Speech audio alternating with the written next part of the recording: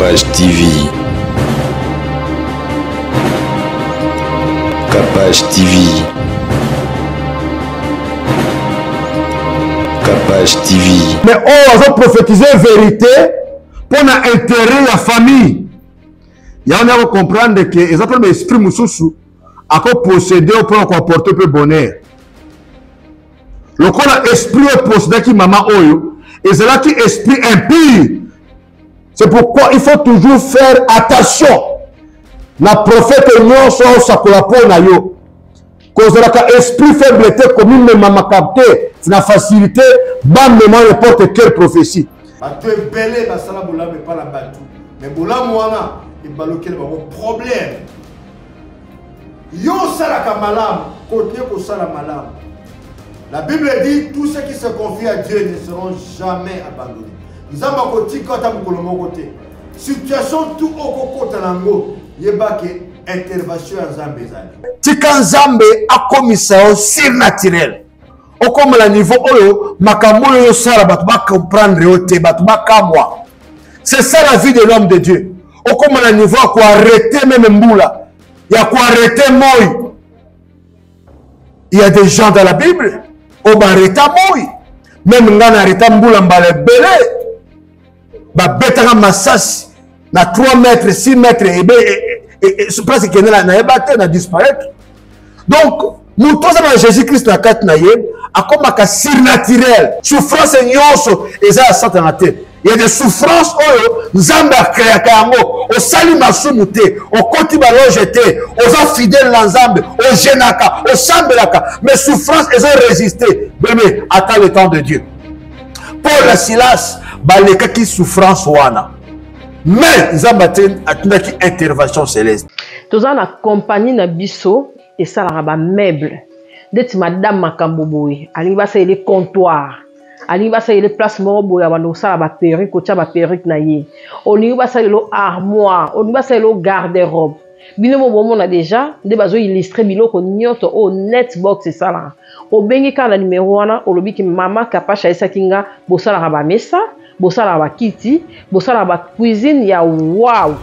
Je dis bien, il y a wow, moment on tour pendant on ça pena émission cuisine d'être na poto. Ba sala ba meuble nyonso oyo batalibanda ba sala. O moment na pena to ba meuble na pena to mona na ba meuble na ba mall netbox et sala yango. Ya on a recommandé bino misala ya mwana ya mboka. Oyo nazola kisabino eza misala ya bana ya mboka. Ezate ke osombi di banda oye nango te misala ya bana mboka. Bobengi na part nanga réduction kozala ba paka pena ba ye ba saleli opena atelier ba montelo biloko nyonso ozala nango besoin mbetu so lingi o nyonso ba kiti tout ya luxe ba sala nango bo contacter bango bozala dessus en tout cas netbox ya bana Congo.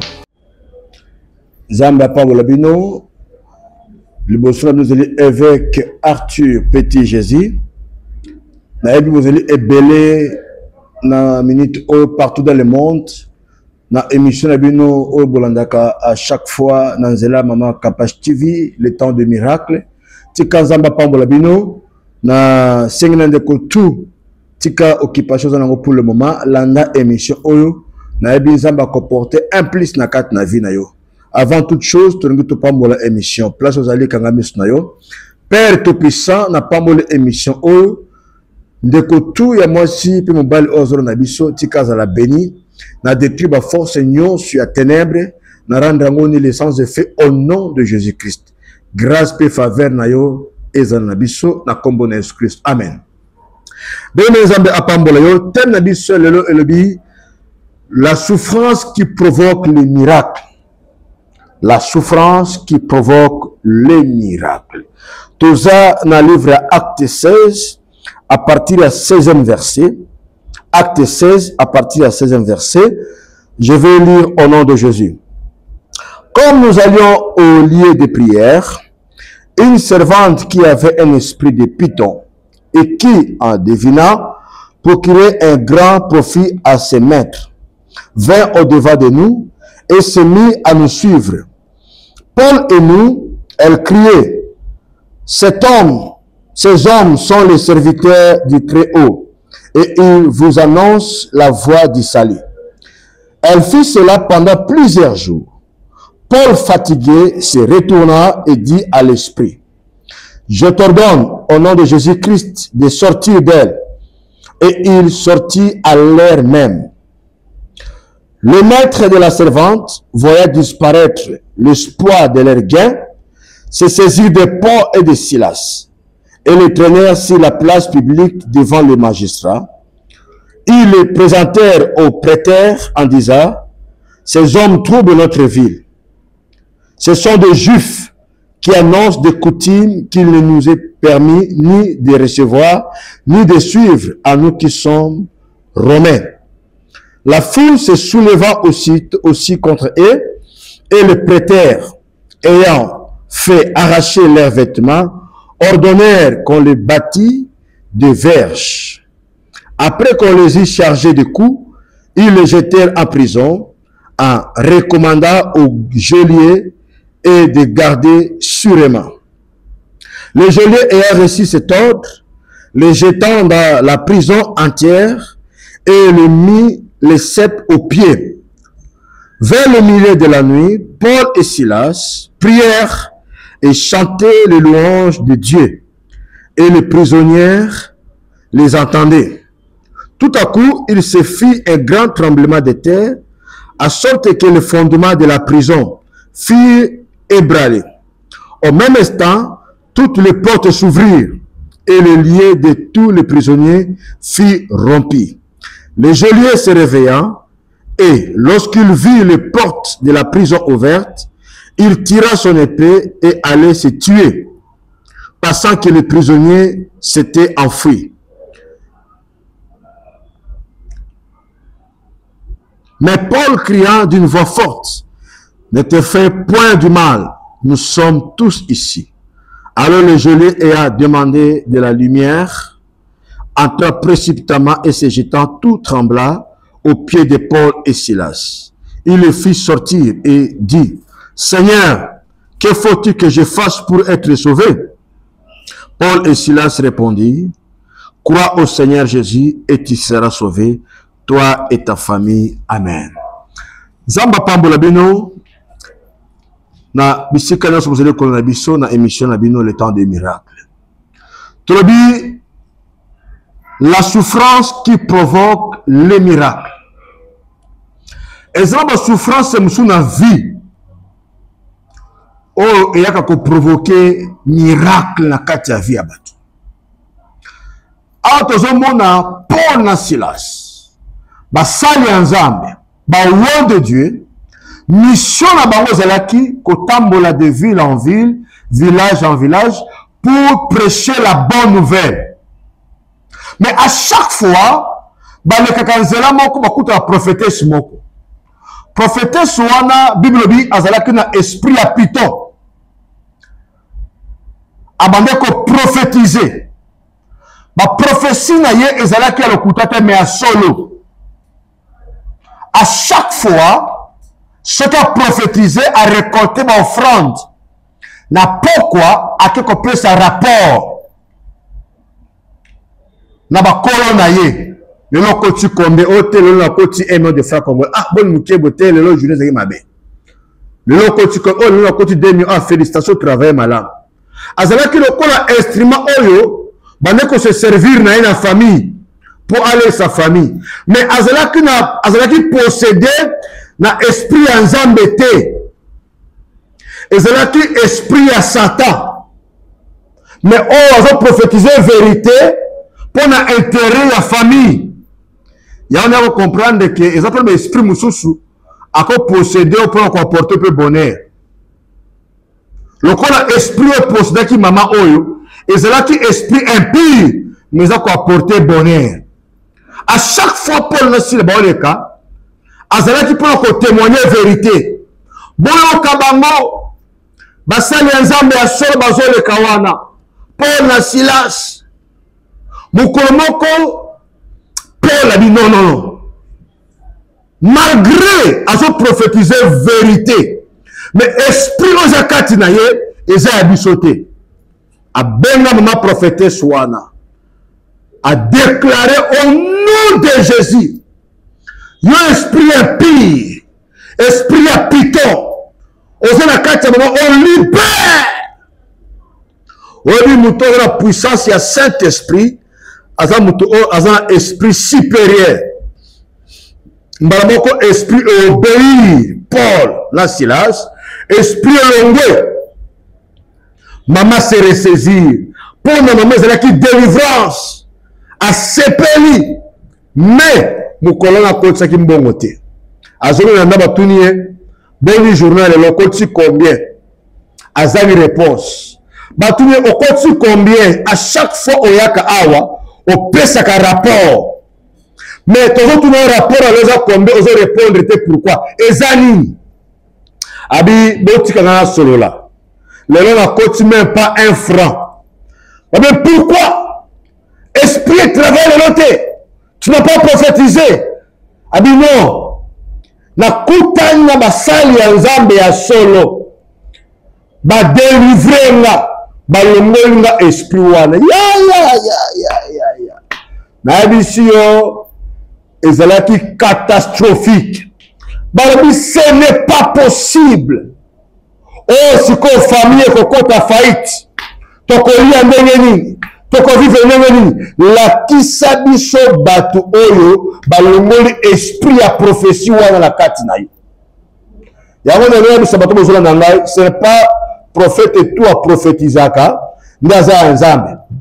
Ba esprit ya mbikudi pesa laka. Ba esprit ya ba village o ba kasa ba tina sala le pesa laka. C'est pourquoi il faut toujours faire attention. Na prophète nyonso sakola pona yo. Kozalaka esprit faibleté comme même mama capté, na facilité bam n'importe quelle prophétie. Il faut discerner esprit ni et cela na katia prophète. Tala mama oyo abane ko prophétiser prophétie à solo mais animé na esprit ya mabekati na ye. Babi la kisa biso batuana akala ki Paul na Silas. Lokola batuana bakomaki déjà na force na mboka. Bakangi Paul na Silas na prison na katia souffrance. Babandi ko sambela. Zambe kanisa musato salaki yono pesa biso mission de chasser les démons. To chasser les démons mais to se trouver na katia prison. Mais bola moko ko sala et ko baloki na pe yo meyo ko bangate. Il faut que tu passes à la délivrance. Utapita kwenye maombi ya kufunguliwa pour mettre cet esprit démon na ili kufukuza roho ya mauti et te transmettre la guérison. Na utapita moja kwa moja kwenye kufunguliwa. Je vais t'opérer. Dieu me dit je vais t'opérer spirituellement. Na Mungu amemwambia akufanyia operation spirituellement. Atakufanyia operation ya kiroho et tu seras guéri. Na utapona. Tu seras guéri. Utapona. Utapona. Hawajapiga makofi mazuri. Mon offrande c'est où? Mon offrande. Sadaka yako iko hapa na kuuliza.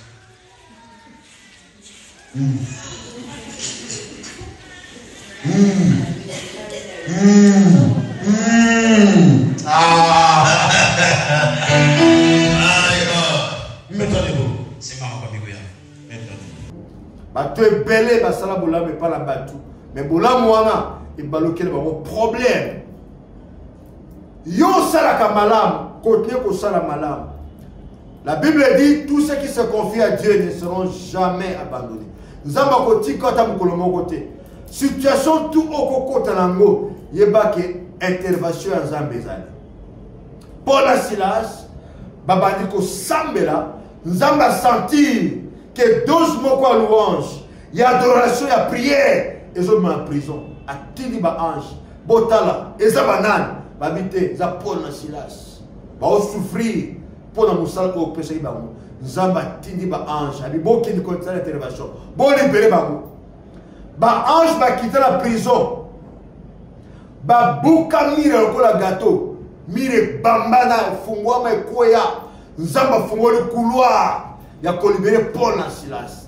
Ah, nous avons déclaré dans l'émission oyo, la souffrance et nous sommes traversés. Dans le moment où la souffrance, na kati ya musala na nzela ya finance tika nzambe afungola boulevard ya solution tika nzambe akotisa yo na kati ya délivrance na kati ya esengo ojui bonheur na kati na vie na yo.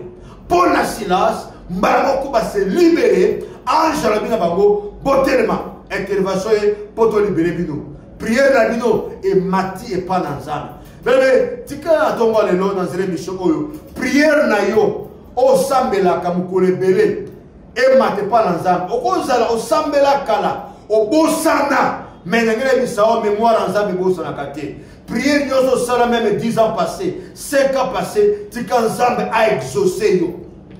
Bato misusu lelo bazo vivre ba exaucement ba prière o basambela kala babosana mais na kwasa nzambe répondre bango yeboko abosana ke na sala nzambe prière oyo bébé ba prière to bosana dans le passé au côté de mon jeune au matin de mon ngomba mangengenge mon bleu au sambela pour yo bosana mais nzamba bosana gate tika nzambe azongi sango na réponse moko oyo et ko peso ese mon vie au nom de Jésus. Ba ange ba libérer ba Paul ba mona Silas. Paul na Silas ba béni ba moko jolé ayakota la prison et bukani. A comprendre te e bukana magie beto o batonga yango mutoko bukango te mais e bukani ndenge en plus ngande garde awa na kolobani ni rapport ni na kopesa na autorité pour na ya kanti ba prisonnier nyos ba s'évader azumbeli épée alingi ami boma Paul a gagné li komi boma te toza awa mutu ata moko te akini sauf intervention na biso et autre na mokilité mais intervention na biso et autre na lola. Dieu a envoyé ses anges pour nous délivrer. Bébé, tika intervention ya lola et qui dans la vie na yo. Oluka intervention et pas na bato mokili mais ozoba déception. Oluka intervention et pas na ba ami na ba connaissance okenda plus loin même chez les marabouts mais osa toujours déçu. Dans la mission oyo prière nanga intervention na yo et te pas nzambe parce que intervention nzambe ratakate ce qui nzambe lingi a intervenir pour la vie na yo et zana loboko moko te et zana pouvoir moko te puissance moko te pourquoi péché nzambe intervenir même Satan a limité devant Dieu Satan n'est rien parce que la créature o nzambe da créa yango na senga na nzela mission oyo souffrance na yo nzamba balusango na délivrance nzamba balusango na esengo parce que souffrir bambule belé ba otanga na bango ba ko ba konzi ba to minene ba otanga na bango okolo na bango ba bala ba zo position na vie mais yo toujours les derniers na vie sociale rien ne marche au traverser ba momoko dur les gens qui na classe mais oya yo bazonga classe te peut-être bazonga na classe de difficulté tant bazonga incomplet ba livre bazote ba cahier bazote mais ba kene kaka pourquoi parce que tu traverses des moments très difficiles na makamo toujours ça là au coup de facilité te il faut que tu trouves la résistance ba barrières invisibles. Je voulais te dire que na nzela mission otika intervention nzambe kita nzamba capable ya kotinde lo ange Michael ange Gabriel nzamba capable ya kotinde la yo ba principauté pour na ko délivrer vie na yo na situation nyos ozo traverser pour na Silas baba to ko ngana yo ba mbaki Jésus-Christ comme Seigneur et Sauveur ko ngana yo mais pourquoi intervention na bango na lola ba ange bakita et bongo yo pourquoi nzamba sala asala intervention na nzela mission otika nzambe akita intervention na ye difficulté nyonso ozali boso na souffrance nyonso nzamba longola yango afungola couloir ndenge afungola ki Paul na Silas na nzela intervention Jolia lobi siko nasala nini pona koma lokola bino Jolia komona ke batu o ba lokola ngate comment ba cause intervention ya nzambe ya lola ngai intervention moko te na vie na ngala mona pona koma lokola bato nasala nini. Mettez-moi à l'aise. Il a mis ton œuvre pour le Dieu. Vous allez répéter cette prière après moi. Na utarudia maombi haya nyuma yako. Seigneur Jésus. Sema e Bwana. Nous prions pour le président Tshisekedi. Tunaomba kwa ajili ya Rais Tshisekedi. Nous prions pour la RDC. Tunaomba kwa ajili ya DRC. Que la paix règne dans tout l'étendue du Congo. Ya kwamba amani tawale mipaka yote ya nchi hiyo. Que Dieu protège notre président Tshisekedi. Mungu amlinde rais wetu Tshisekedi. Prions maintenant. Tuombe sasa, kila mtu aombe. Prie maintenant. Kila mtu omba. Père de gloire, Dieu puissant. Lava shadade. Nous prions pour notre président No Tshisekedi. brata soto de karia bashide. Père, Loriande kashiba de quand il est La souffrance qui provoque les miracles. Tika souffrance na yo, Nzambe a transformé en na miracle. Au comme à la niveau ya ko témoigner merveille ya Nzambe la kat na vie na yo. Lokola jole wana tuli Paul na Silas. Na sala nini pona koma lokola bino. Parce que à mon avis différence na kat na ye na Paul na Silas. Comment batu o intervention et kobi manalola et bimi na ba charité et bimi na ba arme ya monde te mais na ba ange non ça veut dire batu oyo bazalo kola bisote baba tu moko surnaturel mais tika Nzambe akomisa o surnaturel o comme la niveau oyo makambo yo sala batu ba comprendre ote batu ba kamwa. C'est ça la vie de l'homme de Dieu. O comme la niveau à quoi arrêter même mboula ya quoi arrêter moi. Il y a des gens dans la Bible au barreta moi même ngana arrêta mboula mbale belé ba betanga masasi na 3 mètres 6 mètres et presque qu'il na ebate na disparaître. Donc nous tous dans Jésus-Christ na kat na ye akoma ka surnaturel ba ko comprendre vie na yote yango moni je l'ai mona ki Paul na Silas abi non batu oyo ba lokola ngate bazana dimension misusu à fukama à reconnaître autorité et pouvoir aux élèves na kat na Paul na Silas balabine crois seulement au Seigneur Jésus et tu seras sauvé. Ne quoi pesa qui vient pas à Jésus-Christ Paul na Silas babima délivré ba côte na kat sa gloire. C'est pour vous dire bien aimé le Seigneur souffrance et nyos ozo le kalakat ceux qui oyebi ke eza causé na yote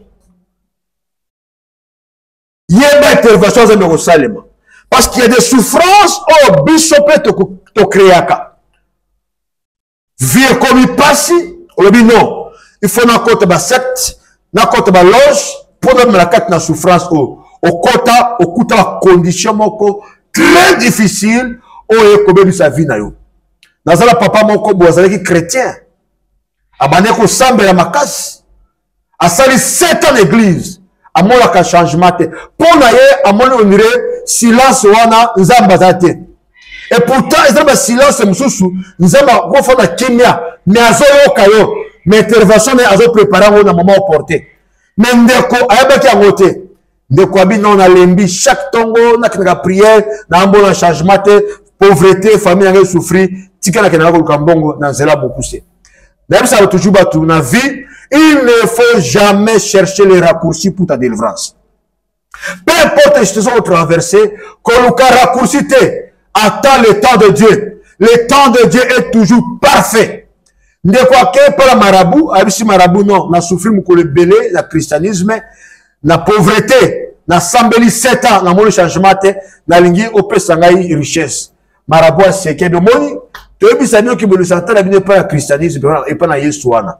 Nga na option richesse lobby mais condition nga lukina na $300 langai na osalo machine ngai o mona ngo lobe ko obando ko riche ndeko binaza na mbongo te ata ko li ezatabi lukata nyongo ozo se n'intérêt pour à partir lobby o bando so mbongo ndeko akenda azo $300 pesa apesa marabout asale ekis aussi ça osale ekis apesa bateau moko abe mon bateau de richesse na yo kene na la chambre na yo tsena kati armoire ko fungula kasu armoire wana te pe soke comme 18h ko kota na chambre note pe ko la chambre note moi sino la kaye moko la kana salon des conditions to pesio ndeko akomi na ndako na ye abengi mwasi na bi chéri nazwi nzela moko ya mokusi oyo tokóma nango riche mais à partir de loso nalali na chambre te kokondelenga te na bandona na salon à partir de 18h nakota so na chambre te mpe omoni tiroir oyo kofungolaka yango te mwasi abi mais pourquoi osali bwa bifanda kimia tosufri bambula ebele yo ozomona yango te tomekana na nzela oyo bien-aimé dans le Seigneur à partir de 18h ndeko alali na salon kokoma 0h place atiaki bateau monstre moko esprit abimi na kati alamusi mwasi mwasi alingi aganga biso koganga te à partir ya lelo ngande mobali no ya butu makambo tutu bonosala na yo koyebisaka mobali na yo te mokolo koyebisa mobali na yo yo na mobali na yo na bana na yo to bokufa wana akomi kosala rapport sexuel na mwasi asisi kosala rapport sexuel a $100 chambre mobimba tango asilisi azongi na armoire mobali na to bafungola chambre bakuti mwasi alembi kotala na chambre bo $, akipe atatatu na mwasi olembi nini azwika $, na ye a partir ya mokolo wana richesse ekoti na kati ya ndako mbongo $, asomba mituka vie s'améliorer mais chaque 0h monstre faut tambola mwasi siko atikelaka mwasi semence moko ya moto semence wana komi kokondisa mwasi bato ya quartier famille bayebisi mwasi ere bozalaki pauvre ozalaki na santé ya bien mais depuis bozwi mosolo ozokonda mpo na nini akoyebisa bato na okonda eza mobali na nga mobali na yo abetaka yo te nini o te mobali na nga kaka makambo wana komi na mato ya mobali aignore yango te famille ya mwasi babi te lelo tofandisa mobali na yebisa biso pourquoi yo ozokonda boza na mosolo bavoyage ya poto mais pourquoi faire souffrir yo bien-aimé famille ekosala réunion na mobali bayebiso mobali lelo yebisa biso bozalaki bapauvre mwana biso azalaki bien bozwi mosolo tala ndenge akondi yabi nga nayebi te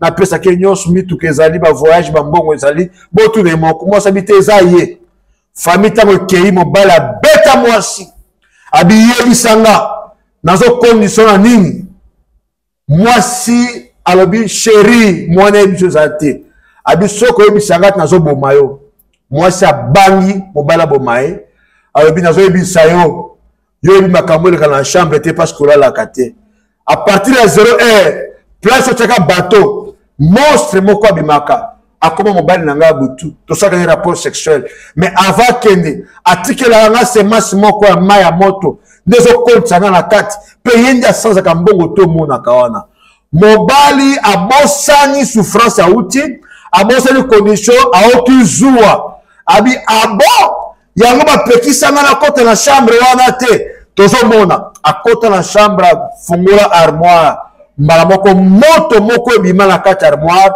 ebeta ye mobali akwei na se komemeli hôpital après quelques minutes mobali akufi ezali condition apekisaki ye mobali kokufa moto epeli na ndako biloko tu na ndako eziki bamituka to eziki mwasi après 2 jours akufi bana bakomi kokufa biloko ya satana ezalaka na avantage te satan soki apesi na droite yeba kozwa nango na gauche famille wana disparaître pourquoi pour la raccourci c'est pour vous dire soki oza na souffrance attends le temps de Dieu après souffrance moto asepelaka basouffrance mosusu oza école nzambe aokolisa foi na yo nzambe aopesa maturité aopesa expérience po ntango bopambola yo olenga te obanga te ozala na maîtrise ya koba kogere mapamboli mpe grandeur oyo nzambe aokotisa yo parce que la Bible dit je sais le projet que j'ai formé pour vous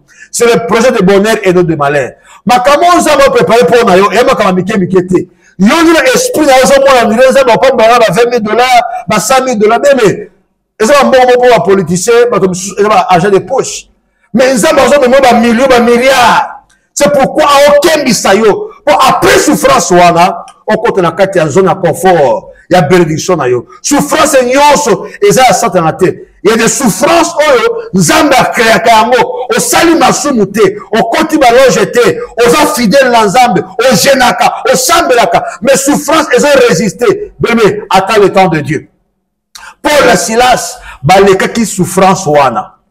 Mais Nzambe atindaki intervention céleste.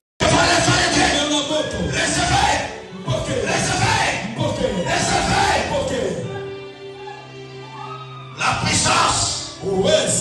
puissance, transporter les douches. Aujourd'hui, c'est le jour de la délivrance. Je vois comment Dieu va délivrer les gens. Dar Salam, vous êtes bénis. Vous êtes bénis par la puissance de Dieu. Je libère. Je libère. L'objet en train de continuer. Ça continue. Ça continue. Là derrière, il y a des personnes qui seront visitées maintenant. Là derrière, je vois leur sang. Je vois leur sang. Je vois leur sang.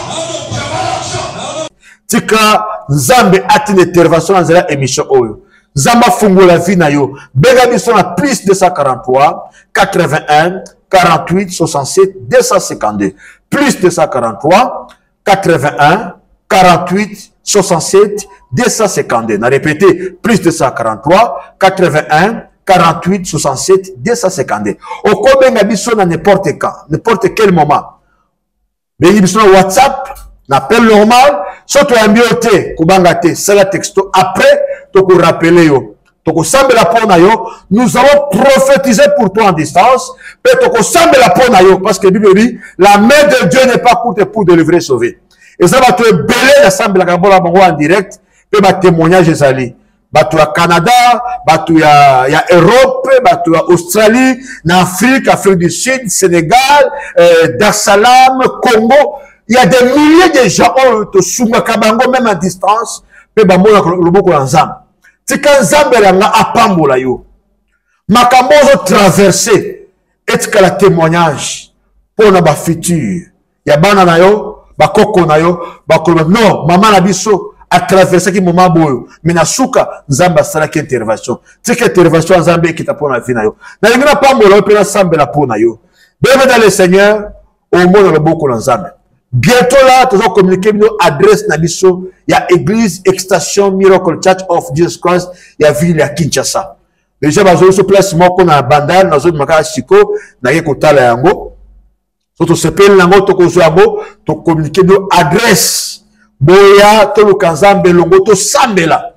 Na zamba esikala mboka auto na oti mboka Dar es Salaam. Na ye côté extension na ville à Kinshasa. Bénévole le Seigneur na yebi ki oza dessus na ba pasteur ebele ba musuba skokayo ba musuba kosayo ba prophétie lokuta na ba makona, mais nous travaillons avec le Saint-Esprit na originalité yaka oko vivre biso pe oko mona le boko na nzambe na biso na kat na vie na nzambe ko pambola yo pe oko témoigner gloire ya nzambe oko zela desité place nyonso nzambe memanga na tika ko mona mutu ta zala desité. À moins qu'il y ait un kindoki na yako mekabiso akuta na pouvoir le Saint-Esprit ne akobabiso mabe mais ba o nyonso bayaka pour la délivrance na bango pour la intention malamu nzamba salela ye bakuta naka na miracle pe bazoka témoignage yo pozo na ngai yeba okozo témoignage bande ko nyonso ya commune ya Kinshasa nzamba nos prophètes évêques apôtres na ville à Kinshasa vous ne serez jamais déçus. Beaucoup za la béni pe bo mona boko na nzambe tika nzambe la pambola yo na pamboli ville ya Kinshasa na pamboli la République démocratique du Congo na pamboli chef de l'État son excellence le président Antoine Tshisekedi Félix zamba pambola yo papa pe na gouvernement na yo que mon Dieu vous bénisse. L'ensemble la pona yo peu importe place aux ali yeba que nzambe za capable ya ko visiter dans cette émission les temps de miracle avec l'évêque Arthur Petit Jésus. Parce que vous allez quand même ensemble la pona yo. Père tout puissant. Na libérer grâce na kata peuple oyo. Onyonso alandi émission oyo a traversé ma souffrance. Rien ne marche. Na kata na vie na ye. Na ba domaine nyonso a okuta na ba opposition. Nzambe tiko fungola vie na ye. O fungola vie ba to ebele na nzela nanga. Nzambe kangola mama oyo. Kangola papa oyo délivrer vie na ye. Fungola vie na ye. Ba barrières invisibles nyonso. Na brisé yango au nom puissant de Jésus. Na pamboli vie à moko na moko. n'a déclaré prospérité, n'a déclaré grâce, n'a déclaré faveur, n'a déclaré bénédiction dans ta vie. Fungola couloir, de nous fungola pour la silence na prison. Intervention qui t'a qui, sans intervention pour maman ou. Allez l'imboule le belé, sans intervention pour papa ou. Allez l'imboule le belé, à traverser ma souffrance en boule le belé. Père, grâce, paix, faveur, na ekita. La carte na vie na moko la moko, na combo de Jésus Christ. Amen. Je vous aime beaucoup. La paix simbote nanga na mama capage. Père bande de pour la débisso na émission Oyo. Que mon Dieu vous bénisse. Je vous aime beaucoup. Bye bye. Capage TV. Capage TV. Capage TV.